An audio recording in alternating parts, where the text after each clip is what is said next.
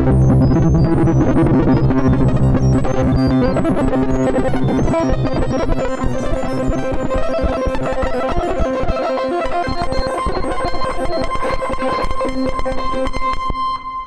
is SoundNotion, the weekly podcast for new music and music news. I'm David McDonald. I'm Nate Blayton. And I'm Sam Merciers. Joining us this week is incredibly prolific composer, educator, and proud father of two, Joel Puckett. He has recently finished up a term as composer in residence for the Chicago Youth Symphony Orchestra. His flute concerto, by the end of 2014, will have no less than 5 commercial recordings. And he's on staff at the Peabody Conservatory. Welcome to the show, Joel. Great to be here, guys. Big fan. Yeah, we were saying earlier, we can't believe we've never had you on the show yet, and I'm glad we finally got to take care of that today. I wanted to get past the 170 mark and then make my. You guys know what you're doing now. It's good. Fashionably late. Yeah, Fashionably exactly. late is like exactly. 3 years, right? It's. I want to start with the your flute concerto because you have a few more commercial recordings out than me. I have 0, and you're going to have 5 of this one piece. That's amazing. How did this? And I'm assuming there's one that's still not finished yet. That will be finished by the end of 2014. Yeah, I mean, I feel incredibly fortunate with that piece, just in general. The whole thing took me a little by surprise. As you guys all know, you finish a piece and you hope that it resonates with people, and then you also hope that it's actually good. But this piece sort of has really connected with a lot of different kinds of people, flute players. And so when the premiere was given, the person who gave the premiere is an amazing flutist named Amy Porter, and she did me the solid of forwarding it out to all of her colleagues and just saying, you should check this piece out. And she immediately did a commercial recording, and there was already plans for Marianne Gadigian at University of Texas to do a recording as well. And with those two things, and the Gadigian recording's not out yet, it'll be out at the end of the year on the Naxos label. But Wow. Those two, the word of those two encouraged others to treat this as a piece where, yeah, there are 2 recordings that are both great, but I'm going to record it and try to measure myself against those or add my take to it the way that anyone does, a Mendelssohn concerto, right? Why do people continually record the Mendelssohn concerto? Because they want to add their voice to the canonic legacy of it. And I feel really fortunate that people have taken to my piece that way. I think that's the best, just about the best kind of endorsement you could get for your own piece. That There's enough stuff there. Yeah, that people want to keep taking a shot at recording it, and it's pushing the right buttons for a performer in that it's musically satisfying, but it's probably also because it's a challenge, Concerti are supposed to be a challenge, and this is rubbing the flute players the right way, it seems. Yeah. I mean, I always like to build in enough moments where it's obvious to the performers that they're being given choices, Mm-hmm. Not aleatoric necessarily, but just open space for them to do individualized things. Mm-hmm. So I've gotten, amazingly different recordings. Recordings of the piece that last 16 minutes, recordings of the piece that last 23 minutes. Wow. Yeah, and satisfying on both sides. But it's really just about giving the performers the ability and the room to really express themselves. Are you ever surprised by any of the things that people do with the freedom that you give them? Oh, yeah, man. Just totally shocked by a couple of the things that I've heard. I'll... In a good way? Oh, yeah, well, okay. As you guys know, you think about something so carefully before you put it out. And you really think that you know exactly what it's going to sound like. But even the most strictly notated things are going to surprise you in some way. There's always going to be a moment where you think, well, I didn't really expect that. And it's usually a good surprise. But in something I heard so many times with different people, there's still someone will send me a recording. I'm like, holy crap, I can't believe I never thought of doing that. And more importantly, I can't believe anybody else never thought of doing that in that way. From articulation to just the velocity with which they get through a passage. Just, yeah, really beautiful insights. Do you ever regret giving them that much freedom? Whenever I leave something up to the performer, I am always pleasantly surprised as you are when they do something great that I wouldn't have expected. But there's always the danger that they're going to do something that is, contrary to your understanding of the thing that you created. So I wonder how you walk that line between giving them enough freedom to put their own interpretation into the piece, so that you do have room for all this great variety of wonderful music, but also make it still your composition. Right. I'm. Let's put it this way: when things are in their first run, like the first couple of performances of things, I'm much more hands-on and much more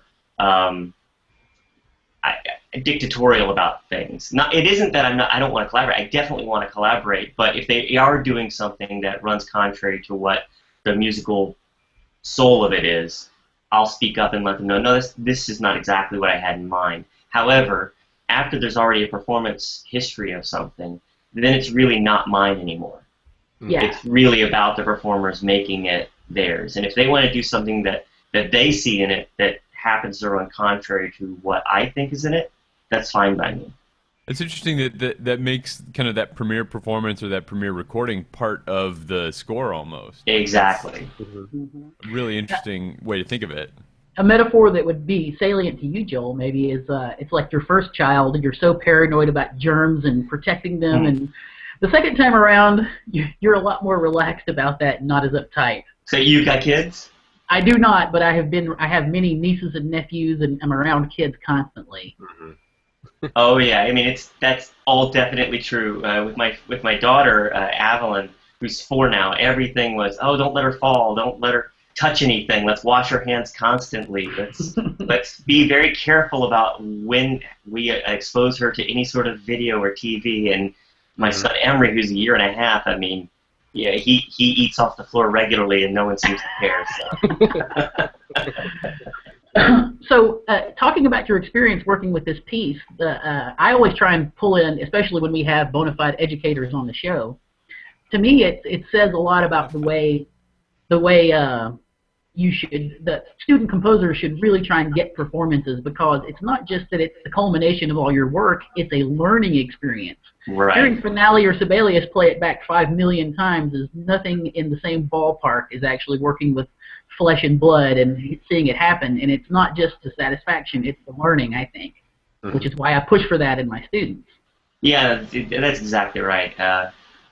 My mentor was a guy named Michael Dougherty, and he doesn't really talk about it in lessons, but if you observe the way he works, he does something very interesting. Every time he finishes a piece, he pays players to come in and read it down for him, and pays a conductor to learn it and then conduct that reading session. And he gets a couple of things out of that. One, he finds out if there are any heinous mistakes going on in the parts. After they've been proved, there's always still things. And so he roots those out before the pro players actually see it. And 2, he gets the input of the conductor about, okay, rehearsal problems are here, here, here, and here. This was a little bit awkward. And he also learns from a conductor point of view what parts were particularly satisfying. Yeah. And so that was a big insight to me. Oh, okay. The way that the performers are engaging with it is almost as important as the way I'm engaging with it. Yeah, so absolutely. You're not constantly thinking about what it takes for them to do it or how it's going to affect them seeing that on the page, then you're kind of missing half the point. Yeah. At least if you want some humans to play the music, that is. Right. Well, yeah, I mean, and there's nothing wrong with not wanting that, but if you're engaging that biological partnership, I wonder if any of those ever turn into performance, like a true performance at some point. Bringing these people in, they get to know this music and decide that it's actually pretty great stuff, and that they would like to program it themselves. Yeah, I think so. I know that he wrote a brass, I guess it's a brass choir piece called Asclepius, that a group of players that he hired to just read it down, and a conductor who was a doctoral student at that time named Emily Trinan did the read-through process for him. And then later on, they premiered it at the opening of the new medical center. And now Emily has programmed it several times at her various stops. She was at Shenandoah, and then now she's at Temple. But so, like, one of the people who was in the initial part, seed of it, has now done the real piece several times. Pretty cool. See, kids, networking. There you go. Tell your friends. Get people to like it and engage with it, and it'll give it life. Exactly. Yeah. Networking works, and the Times is on it. Mm-hmm. To call back to a conversation we were having before the show started. Yes. But So, Joel, go ahead, Sam. Go ahead, Dave. No, I didn't have anything. So what are you working on right now? I know school has just started for everyone, and for me, that actually makes me want to compose more because, as Dave had said of himself... Isn't that perverse? When you're talking to your composition students about how much they need to produce every week, you yourself, if you're not working on a project, feel like a fraud. Well, it's funny. The summers is a great time, but it's unstructured time. And for me, I have so much time with the kids, and I wind up cooking every meal, and I really take strength and rejuvenate over the summer. And so I get things done, and I work steadily. But once the school year hits and everything is so calculated about my time, I find it easier to churn out quality stuff. Yeah. Just because I know it has to be done here, and it has to be done here, and here's the deadline. And deadlines always seem to fall, middle of October, or December 31st is a popular deadline, which don't lend me to finishing that in July. Right. Yeah. Nothing encourages production like a deadline. That's exactly right. But to your original question, I am zooming towards the finish line on a trumpet concerto for Craig Morris, who is an amazing trumpet player. He was principal of Chicago Symphony, and now he is the head of wind studies at University of Miami in Florida, and a real monster and also a sweetheart. In fact, anyone who's interested in that should check out his Noxos album. It was his solo debut, and he recorded art songs, just him and a piano. And so he did the Dichterliebe, and he did the Samuel Barber Opus 14. Just really amazing, lyrical, simple playing that's kind of amazing for a stud orchestra player to make his solo debut with this really intimate lyrical playing. Yeah. I find him to be an inspirational player. Nice. What was your instrument, or is your instrument, Joel? I'm a singer. Okay. And then studied piano in undergrad. It was piano and voice in undergrad, and then when I went to graduate school, I studied piano seriously. Yeah, certainly. It's interesting, you're writing a trumpet concerto, and I would say the same thing about a flute concerto. I think as far as new music, concerti and like sonatas with piano and instrument, double reeds get a lot of attention these days. And I think a lot of it is because they have a certain kind of flexibility for making different kinds of noises that is appealing to a lot of composers. Sure. And I think maybe flute gets short shrift a little bit on newer works, and absolutely trumpet gets short shrift. Do you think about sort of like the Hindemith kind of idea of playing a role and giving pieces to these instruments, or was it just because of networked connections that you ended up writing a flute and now a trumpet concerto?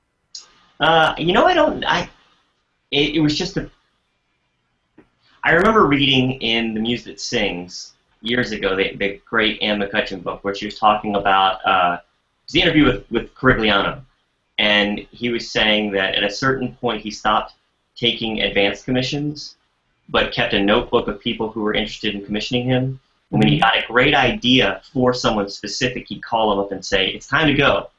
And I thought, man, what an amazing way to work. How great would it be if I could get to that point where I was only writing pieces for people that I really was excited to work with and had an idea that was killer for them and could get paid for it. Like, that's the goal, right? Yeah. And the flute concerto fell into my lap.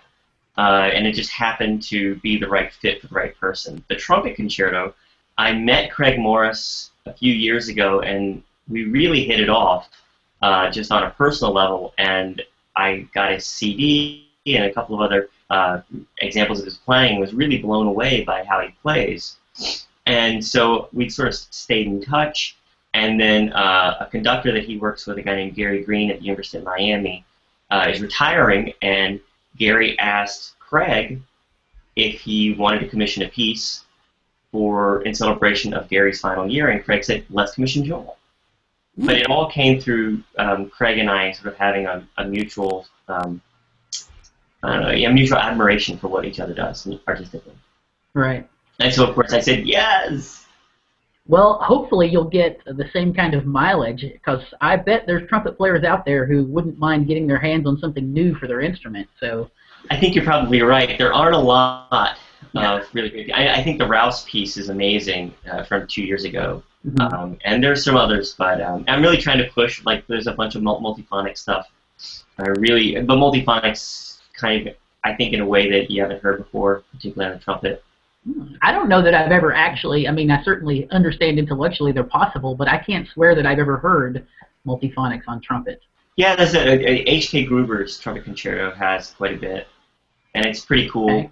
And Lucas Ligeti's done a lot with them. But It's the singing kind. It's exactly. not like the saxophone, Right. Yeah. crazy fingering kind. Right. But the hard part is they have to figure out, it's much easier to lay down the fundamental on the horn and then sing. Mm-hmm.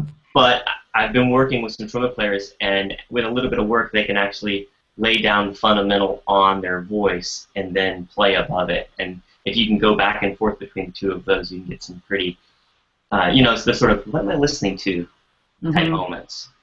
It seems like it would be harder the smaller the mouthpiece gets to do that type of brass thing. Yeah, it's much easier on a flugelhorn, and then it's really very easy on a tuba and things like that. Yeah. I've heard lots of that on low brass. Yeah. Exactly. It's because there's so much pressure. You have to really work to free up your vocal cords. Yeah. Right.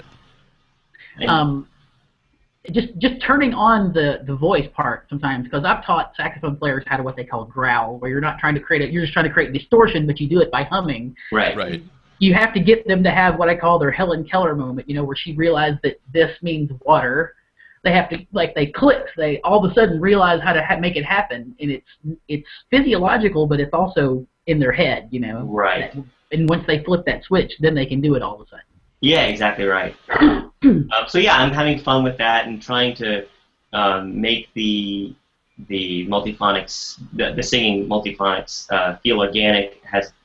I think I've figured out by having half the ensemble sing and half the ensemble play, so you kind of have it integrated in a very real way. So it doesn't feel artificial, it feels like it's a real part and a natural outgrowth of what's happening in the texture behind it. What's the ensemble with the concerto? It's a triple wind orchestra. Okay. With 2 5-octave marimbas, 2 vibraphones, sort of the things that I've been doing for a while with my large percussion pieces. So celeste, harp, so you get this delicate lightness that the trumpet can do sort of subtle things against. But certainly not, 100 people on stage. It's a nice tight 45. Right. So maybe we should talk about the pick of the week. Our pick of the week this week is Concerto Duo for clarinet and flute. And I'm a clarinet nerd, so I actually knew Anthony McGill, who was the clarinet player on this. Was this the premiere? Yeah, that's the premiere. Cool. And I had told Dave earlier, he's the principal with the Metropolitan Opera, but then I looked up and he's actually going to be the principal with the New York Philharmonic as of September 15th. That's right, yeah. So congratulations to him, but his brother, Damar, I think is how you say that. Damare McGill is the principal flute with the Houston Symphony, is it? Dallas. So that's a high-stress music family. Yeah. You're only the principal with a regional orchestra in Michigan? What's wrong with you? Yeah, their father and mother are amazing people, and I got to know them a little bit. But, they sacrificed almost everything to make sure that the boys could go to Interlochen, and then they both went to Curtis, and they both went to Juilliard. Wow. But to make sure, and they started at the Merit School in Chicago, sort of famous music school there. Yeah. And both played in the Chicago Youth Symphony Orchestra. And so that's how the actual piece came about. Because Anthony teaches at Peabody with me, and we were sort of brainstorming on a way that we could get him back to do something with the youth orchestra. And through discussions with him and his agent and a bunch of other people, we hit on the idea of having both brothers come back and me figuring out a way to give them a partnership where they could balance against the huddled masses of the large Chicago Youth Symphony Orchestra. Right. If you look at the YouTube video, there's, I don't know, at least 200 people on stage. Wow. It is insane. So obviously the struggle was keeping them in focus. Yeah. Without amplification. Right. So once again, the power of networking and the closest network family working in your advantage again. Why don't we hear I'm going to see if I can pull up this YouTube video. Cool. The YouTube video is like excerpts, so it'll jump around a little bit. Well, we'll play. Should I start at the beginning then? Yeah. Okay. Great. So let's see if I can do this without making anything explode. So this is the premiere performance of Joel Puckett's concerto duo, Anthony McGill and Damari McGill, on solo parts, and the Chicago Youth Orchestra.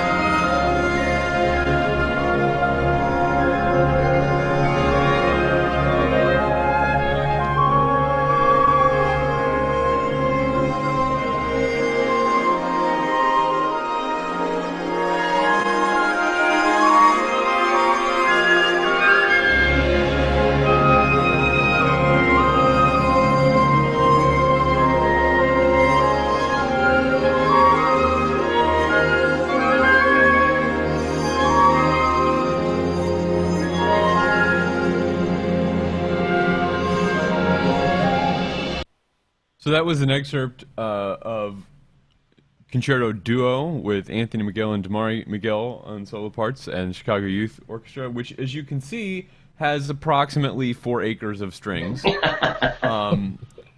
So that's a pretty amazing performance, actually, from a youth orchestra. Obviously, the Yeah. Chicago Youth Orchestra is not your average youth orchestra, Right. but all the same, it's pretty astonishing. It's an amazing organization. They have 6 orchestras, and that's their top orchestra.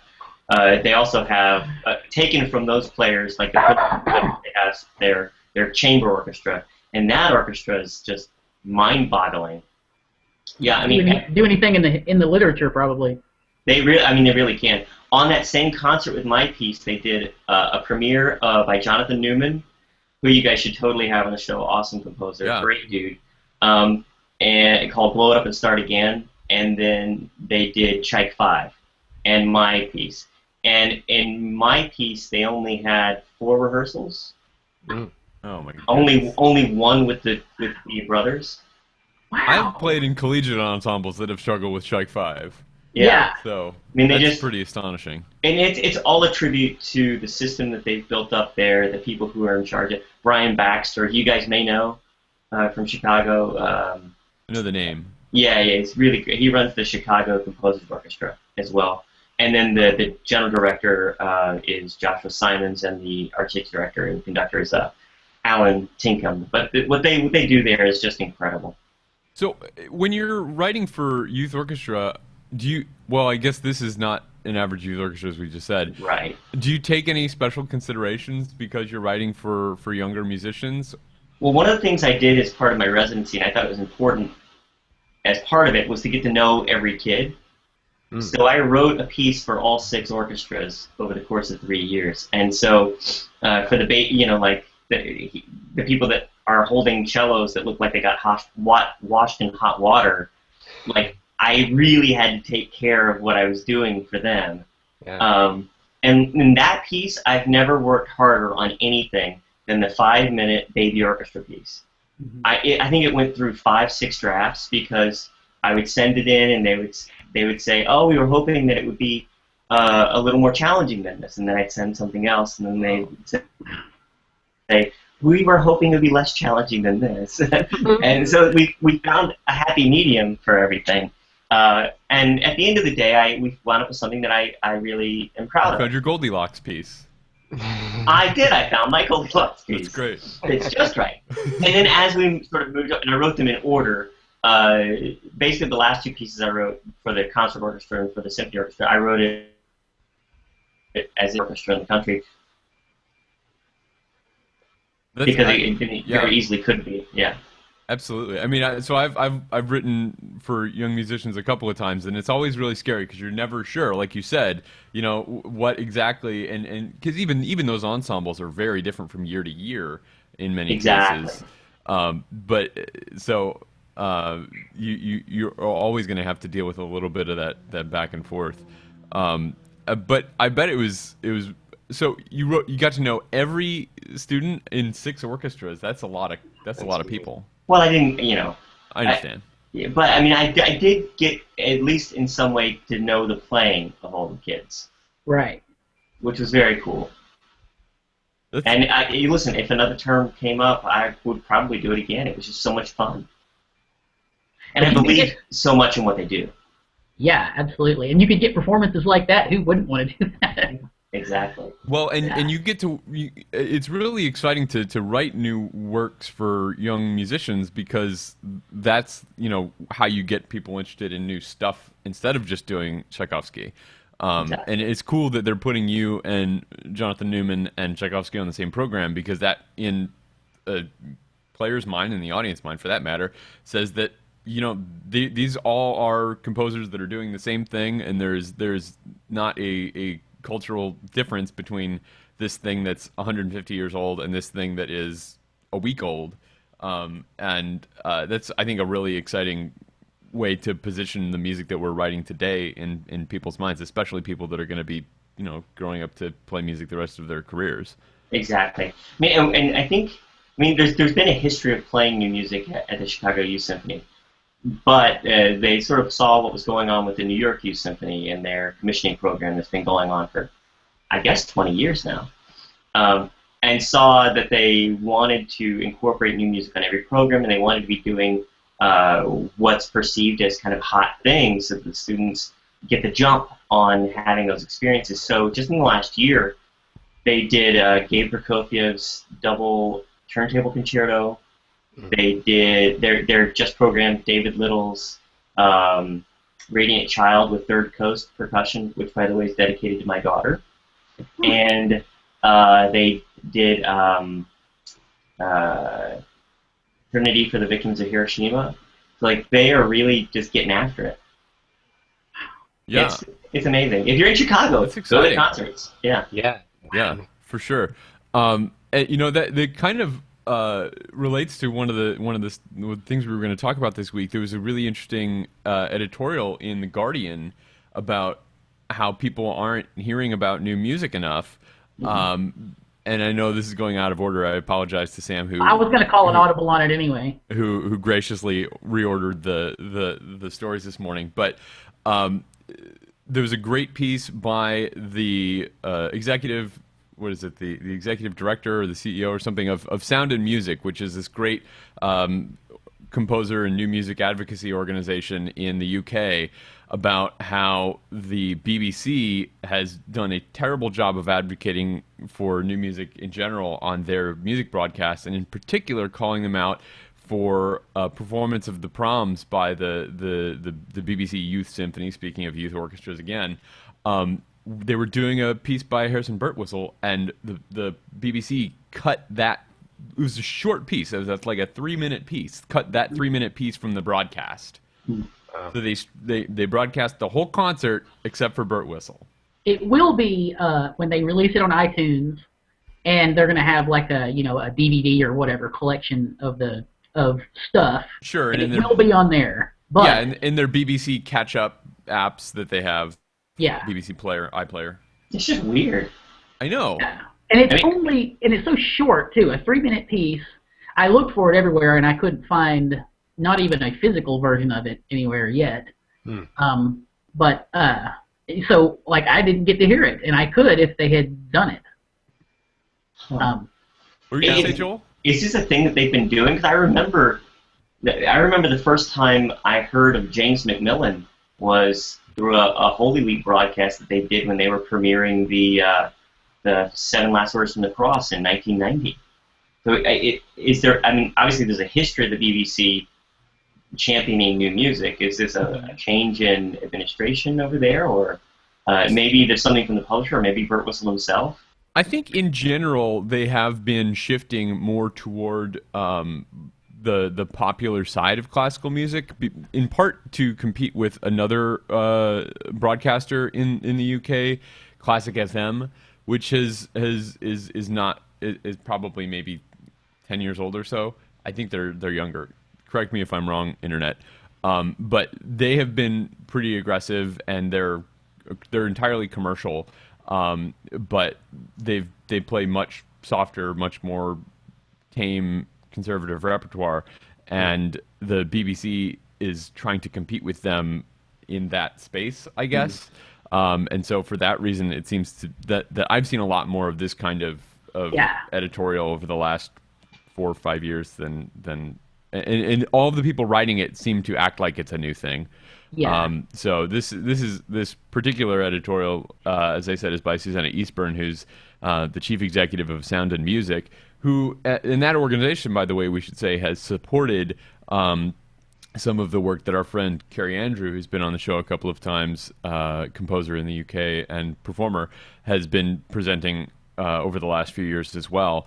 And Jessica Dutchin had a nice piece about this as well, again, talking about how this is something that the BBC should be doing better as a publicly funded thing to support the things that are being created by people that live in the UK.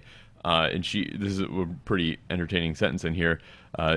Jessica is a British journalist, and she writes, "Now look, I love the BBC. You only have to spend a week in the US dealing with American TV to realize how great the BBC is. We'd be lost without them. We'd be stuck with Fox News. Still, it does seem to have a way of getting things awfully wrong where contemporary music policy is concerned." So yes, it seems like this is something that has been happening regularly, but not forever. is the impression I get from reading this stuff this week. And there have been a lot of people commenting on it because that was such a high-profile piece in The Guardian by such a prominent figure in their community. But it's interesting, and we don't really have anything like this in the U.S. that broadcasts this much classical music. You know, we talk about these narrow, targeted broadcasts from the Met, but even then, a lot of times it's harder to find the Met broadcasts of contemporary stuff than it is to find their broadcasts of Verdi and Puccini. Right? There are more theaters that carry the Verdi and the Puccini broadcasts than there are that carry the Nico Muhly broadcast. In fact, I don't even know if Nico Muhly was part of the live broadcast this year, because I was going to go try to find it, and I couldn't find it anywhere. So I don't know if they even streamed that. So it's not just a thing that happens in the UK with the BBC. But I think people in the UK have more justification in being concerned, because they're literally supporting it. Yeah. Supporting this organization. That's right. But we probably should mention that the PBS broadcast on Christmas Eve of Kevin's Silent Night. That's true. So there's something, and there is a history of broadcasting opera, both short form and long form, on the air, going all the way back to the heyday with Menotti. Yeah, I mean, I think those Met Opera radio broadcasts date to the early 20th century. Yeah, and I just heard, I think it was last Sunday, the Sirius Met channel broadcast all of Gatsby. Wow. Yeah. There you go. See, commercial radio can do it. Yeah. Right. And I have to say, I saw that opera when its first run, whenever that was in the early late Gatsby? 90s. Yeah.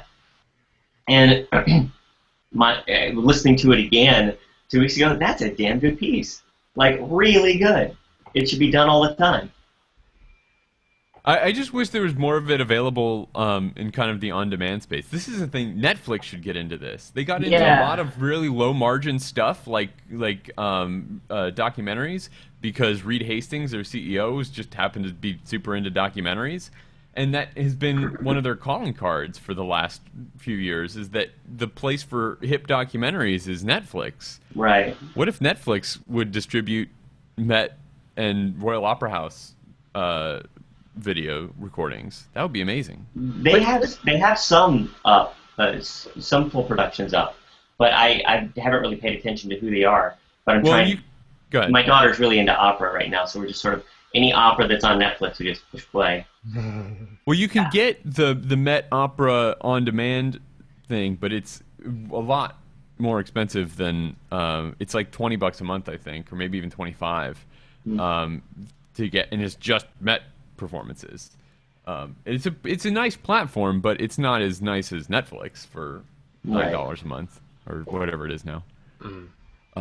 But yeah, that's pretty cool. That and this is one of the things that the internet should be doing better at.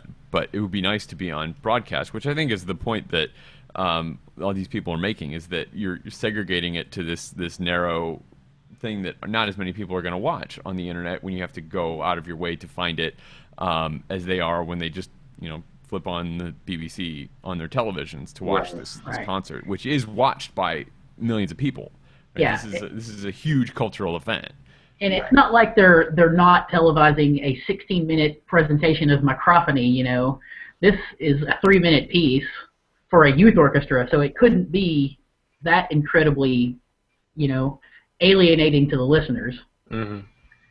Well, we spend a lot of time talking about how things could be better in new music, but every once in a while there's a beacon of awesomeness in the dark.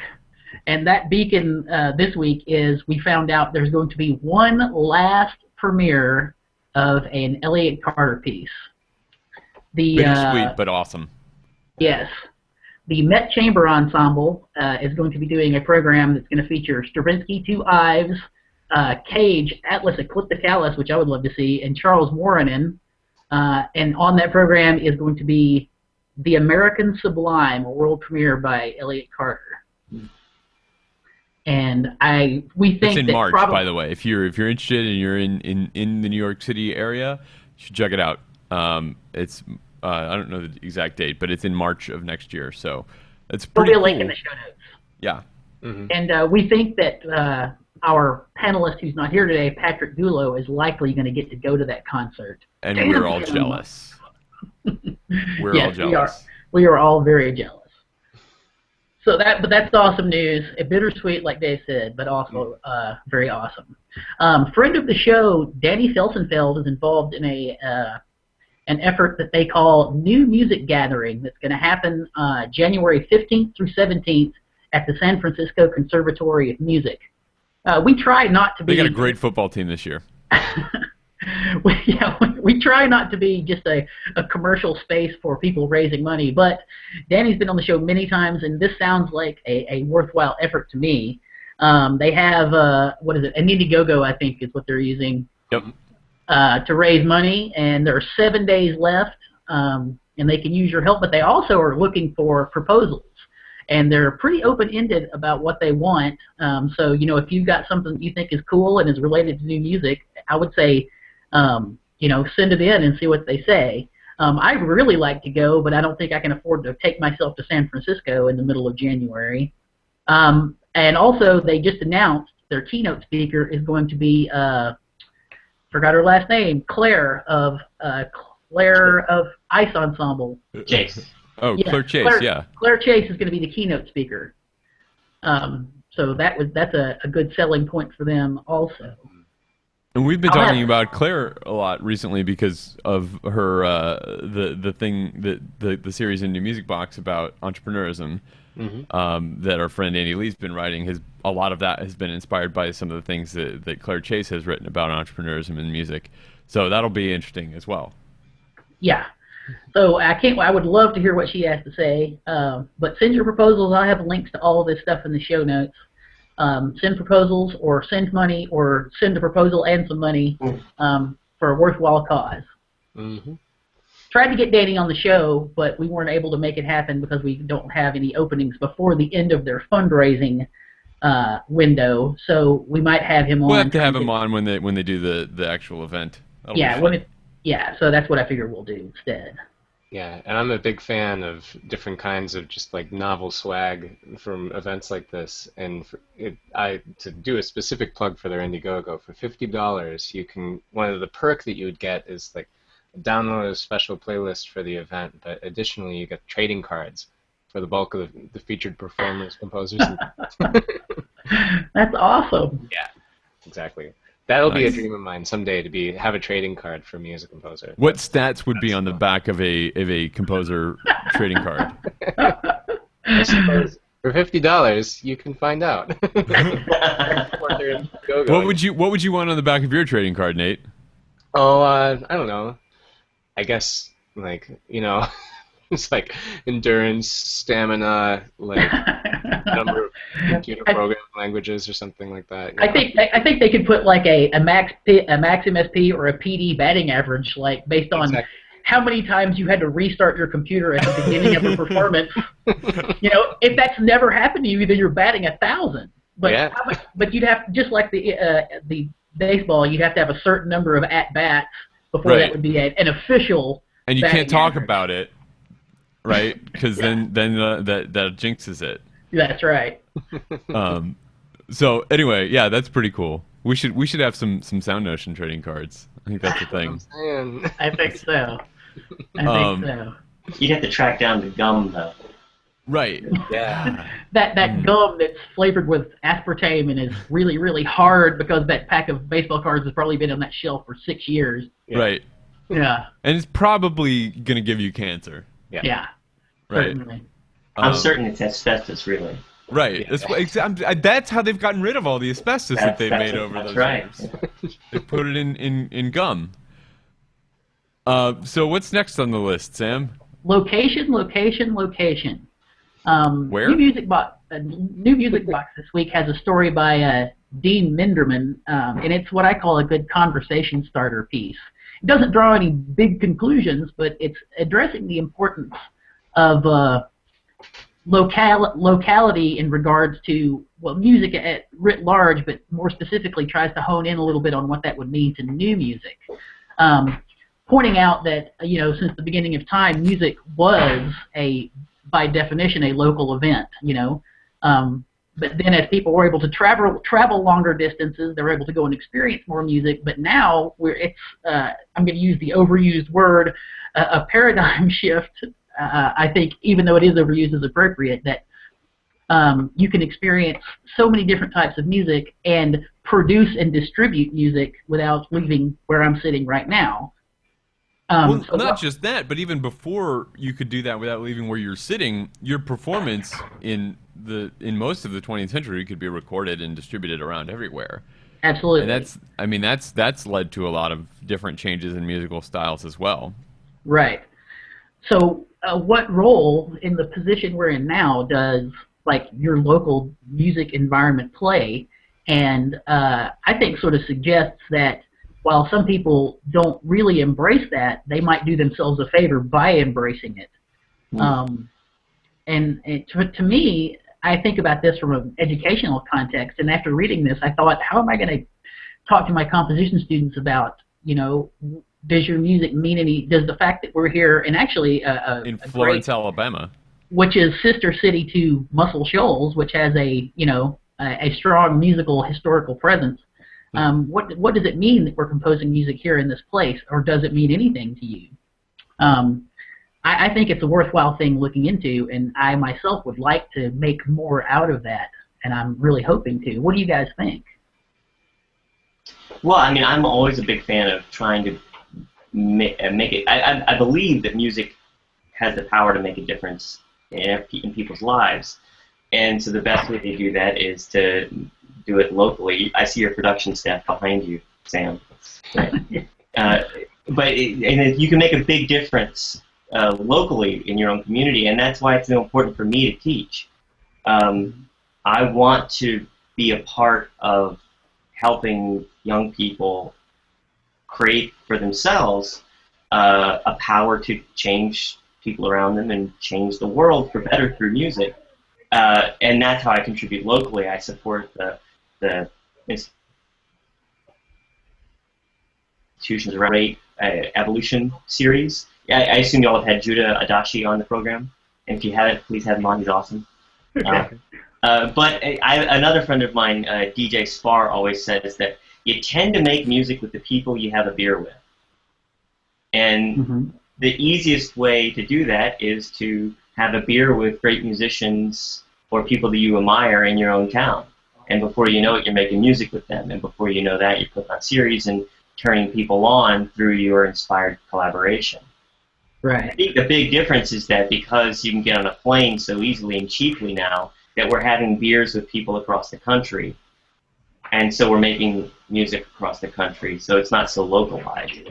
Yeah, and I think that's really the thing that sticks out to me about this is the relationships, that face-to-face relationship is where that music and that musical community comes from, and it's less geographically limited than it used to be. Right. Because travel is so easy. Right.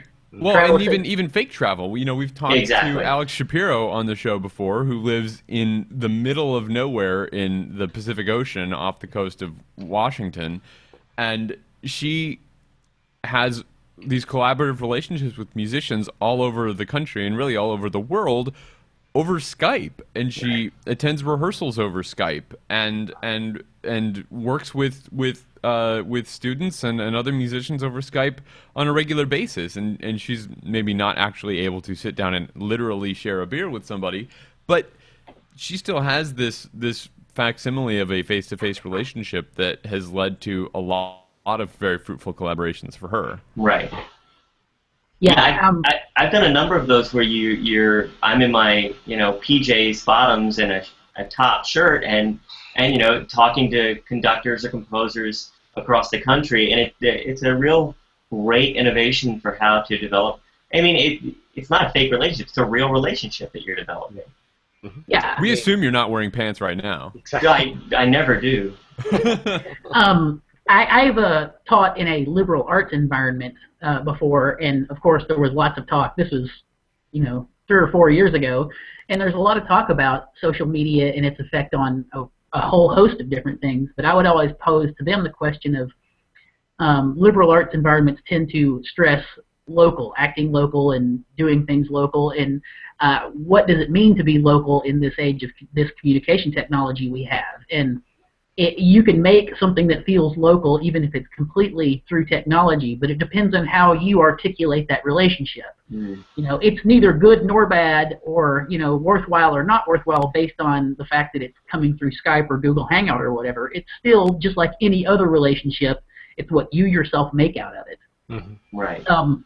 For me, if I could have the experience of having composers who get pieces programmed, and instead of that sort of like the exultation of hearing the piece finished, and then after that there's sort of like this emptiness, like, ugh, it's done, and I'll remember it, and I might have a recording, but it's done, and then what now? But if you have that piece that was premiered and it has some sort of connection to the community, either the people that were within a certain mile radius of you or the community that you've created through technology, it will mean a lot more to those people, and that way it gives it more life.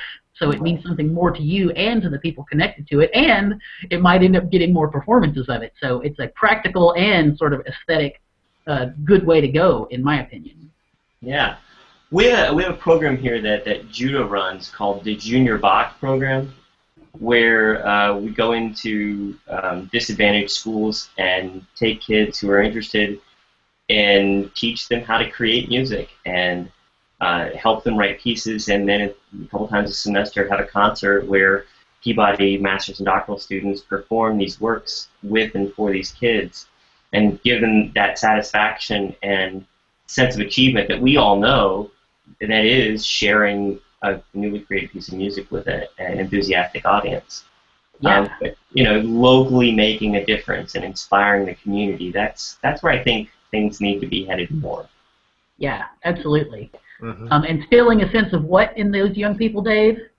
I'm gonna go with agency. Agency. That's your buzzword for this morning. Everybody drink. Agency. That's my favorite word to bring up, and Dave always pokes at me when I do. It's true. It's true. Well, I think the buzzword bingo of the morning might be a good place to leave it for the week. Joel, thank you so much for being with us. Thanks so much, guys. I'm a big fan of the show and honored to be here. Well, do you have any? Go ahead. Sorry. Do you have any performances that are happening anytime soon that you want to plug? Yeah, lots. I don't have dates on my head. The Trumpet Concerto is premiering November 19th. I know that. And in February, I've got a kind of an odd. It sounds odd when I say it, but I did a transcription of the Dichterliebe, and after every third song, there's a choral response from an English female poet.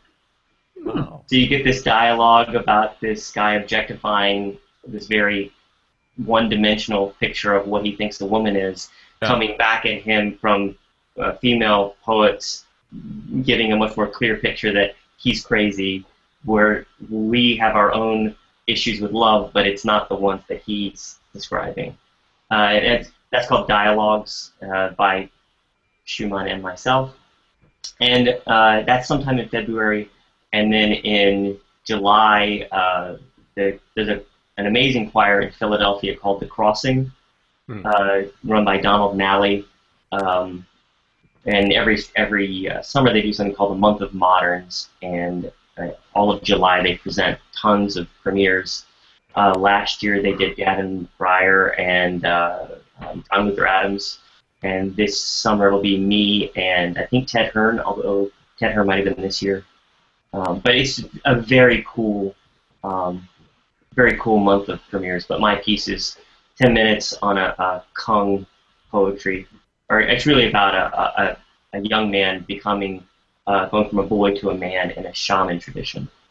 Oh. Really, really cool paragraph of him describing that process. That's fantastic. And I'm really bummed that we did not take any time to discuss that Dichterliebe dialogue piece, because that sounds fascinating. It was.